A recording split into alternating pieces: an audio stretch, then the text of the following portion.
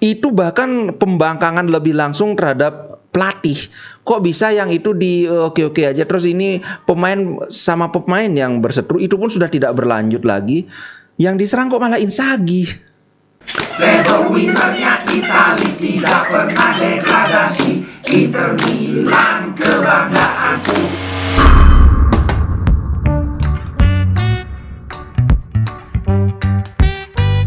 Halo Sobat Ngomin, apa kabar? Kembali berjumpa dengan Ngomin. Kali ini aku bawa beberapa update. Nah, yang pertama kabar buruk soal Firmino. Kemarin kan ada yang nanya, "Bang, gimana tuh Firmino? Aku suka banget sama Firmino, bla bla bla." Waduh, sayangnya bro, Firmino ini udah Inter banyak saingannya, ada Barcelona, ada Atletico Madrid, dan tahu-tahu kabarnya sekarang Firmino semakin dekat untuk memperpanjang kontrak sama Liverpool, walaupun masih ada beberapa masalah. Mereka masih Firmino minta 3 tahun perpanjangan, tapi Liverpool cuma ngasih 2. Kemudian Firmino juga nggak mau gajinya diturunkan. Sekarang itu gajinya Firmino 8 juta tambah 2 juta add-ons. Aduh, buat Inter ini ngeri-ngeri sedap, Pak. Itu kabar kurang bagus. Yang sekarang yang kabar lumayan bagus, si Marcus Thuram sampai saat ini menurut FC Inter News ya, memang banyak yang tertarik sama Marcus Thuram, tapi satu-satunya tim yang sudah mengajukan penawaran ke Marcus Thuram itu cuma Inter Milan.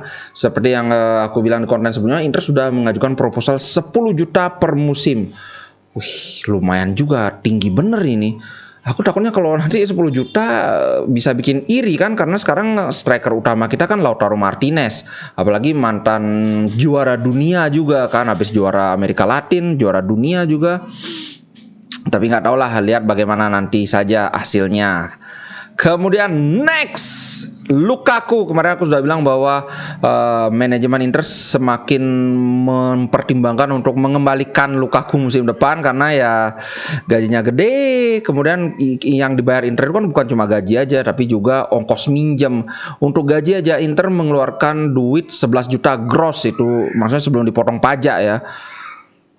Dengan performa yang segitu, yang setengah musim cedera dan sudah sembuh dari cedera, kemudian cedera lagi, kemudian sekarang sudah sembuh tapi masih belum kembali ke performa awal.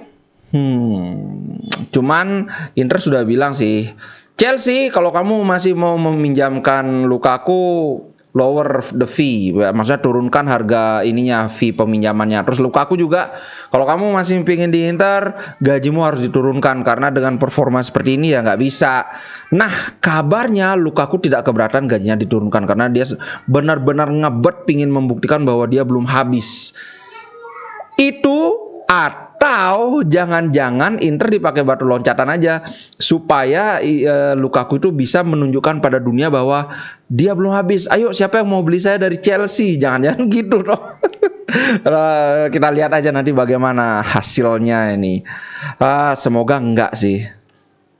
Kemudian berikutnya adalah soal pertandingan lawan Udinese. Nah, ini kan kalau nggak salah Udinese main sebelum lawan, iya betul, kita main lawan Udinese dulu, baru lawan Porto. Nah, ada kemungkinan Inzaghi akan menurunkan formasi double pivot. Biasanya 3-5-2 Inzaghi itu kan 3 gelandang tengah itu adalah 1 gelandang bertahan, kemudian di depannya itu ada ini kan bentuknya kayak segitiga gitu. 1 gelandang bertahan di bawah, kemudian 2 di atasnya gelandang tengah, Hakan dengan Barella. Tapi sekarang dengan munculnya Hakan sebagai deep lying playmaker yang juga mumpuni, ada kemungkinan sekarang dibalik.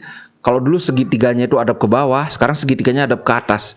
Jadi Hakan dan Brozo itu di bawah sebagai double pivot, baru di depannya itu Barella, yang artinya kita sekarang punya 2 gelandang bertahan. Barella akan lebih konsentrasi untuk menyerang. Mungkin ini semacam gelandang serang, tapi lebih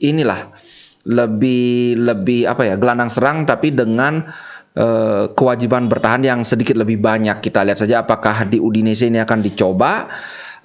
Kalau aku sih dalam keadaan begini, apa ya, kalau aku bilang antara di satu sisi kita pengen nyari peringkat kedua, tapi di sisi lain kita juga pengen nyoba-nyoba gitu kan, siapa tahu hasilnya lebih bagus, siapa tahu. Tapi dengan hasil kayak gini sih sebaiknya nggak usah lah coba-coba, karena kalau sekarang kita pakai double pivot berarti kita butuh 2 gelandang bertahan. Gimana nanti kalau satu di antara 2 ini ada berhalangan hadir? Kan jadinya ngulang lagi, harus masukin Aslani lah atau gimana. Tapi dibandingkan kalau sekarang kita pakai seperti biasa 1 gelandang bertahan, kalau misalnya salah satu di antara Brozovic atau Hakan cedera kan tidak masalah, karena kita butuhnya cuma 1 aja gelandang bertahan. Itu sih kalau menurut kawan-kawan gimana? Apakah mau nyoba yang double pivot atau seperti semula aja 1 aja gelandang bertahan? Next, masih tentang pertarungan lawan Udinese. Ini dibagi tugas nih. Pertengahan minggu itu kan kita lawan Porto. Katanya lawan Porto Zeko akan disiapkan sebagai starter, sedangkan lawan Udinese Lukaku yang akan jadi starter. Lukaku duet dengan Lautaro. Brozovic juga hampir pasti jadi starter. Cuma lawan Porto belum dipastikan oleh Inzaghi apakah Brozo start di gelandang bertahan atau Hakan yang start di gelandang bertahan. Mungkin kita ngelihat hasil pertandingan Udinese kan, katanya tadi yang barusan aku sampaikan, kemungkinan dia nyoba double pivot atau seperti biasa. Kalau aku sih mending seperti biasa aja. Brozovic start lawan Udinese, lawan Porto juga start, tapi di pertengahan diganti karena kan Brozovic baru habis cedera. Jangan sampai terus baru sembuh diforsir lagi nanti akhirnya cedera lagi. Itu sih kalau menurutku, bro. Alright, next Korea. Nah, pemain idola Intristi. Inter sudah hampir pasti harus ngambil striker musim depan karena Korea juga sudah hampir pasti akan dijual. Cuma masalahnya belum ada yang terlihat tertarik untuk membeli Korea. Jadi kawan-kawan yang bilang jual aja Korea, iya. Manajemen Inter sudah memasukkan Korea ke daftar jual, cuma ya karena cedera melulu, yang mau beli yang belum ada kan, sama kayak kita dulu Sensi juga kan akhirnya dipinjamkan ke sana kemari. Ternyata Korea sama. Aduh, pingin garuk kepala yang tidak gatal, Pak.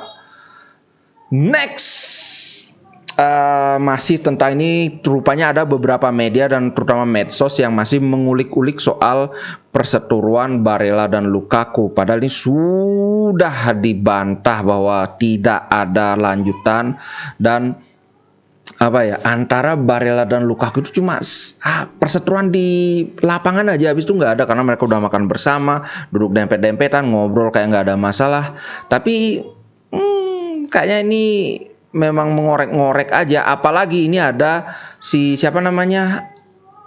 ada wartawan, aku lupa namanya, ntar aku cari-cariin dulu.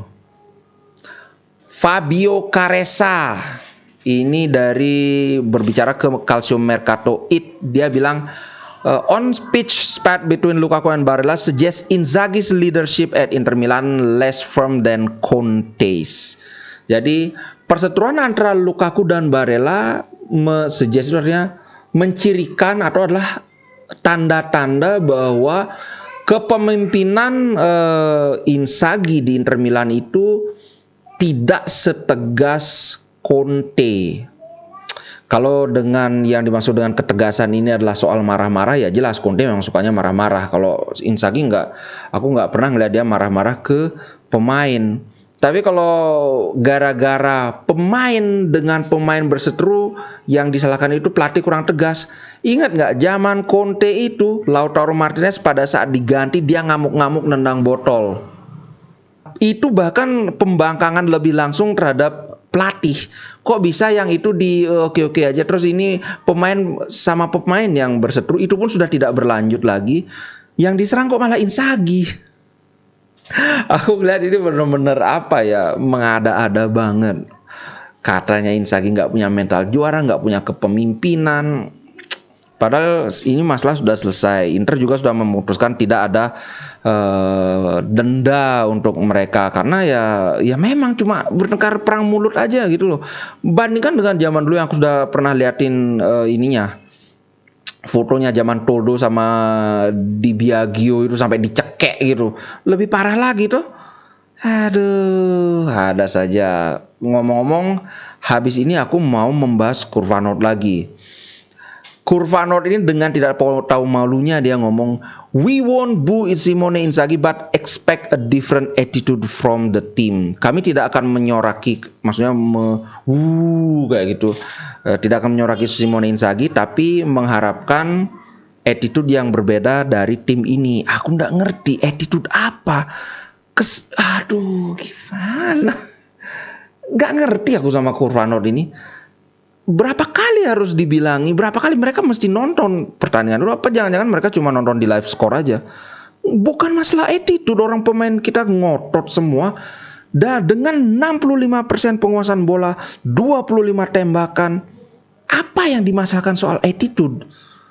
Kok apa ya, kritik sih boleh saja, tapi kalau kritik itu nggak ada juntrungannya kan males juga. Mereka bahkan isi ngomong gini,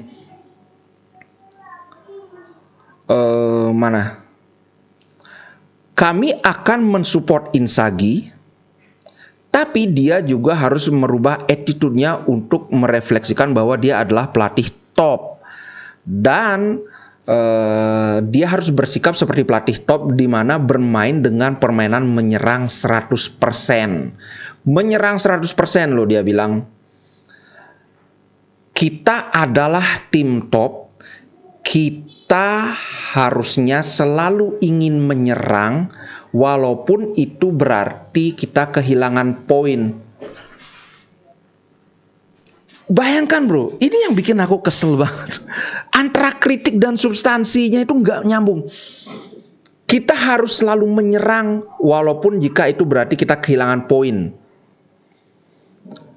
Lawan Sampdoria kita menyerang total 65% penguasaan bola.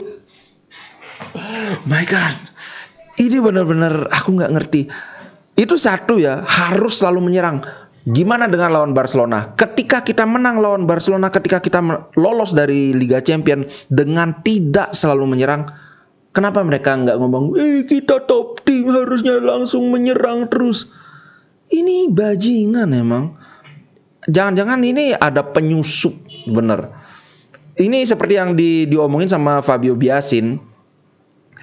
The pot shots at Simone Inzaghi are self-defeating from Inter Milan fans. Jadi serangan tembakan terhadap Simone Inzaghi ini merugikan diri sendiri, seperti mengalahkan diri sendiri dari fans Inter karena tidak layak dan tidak pada tempatnya dan juga ngawur gitu loh. Apa coba?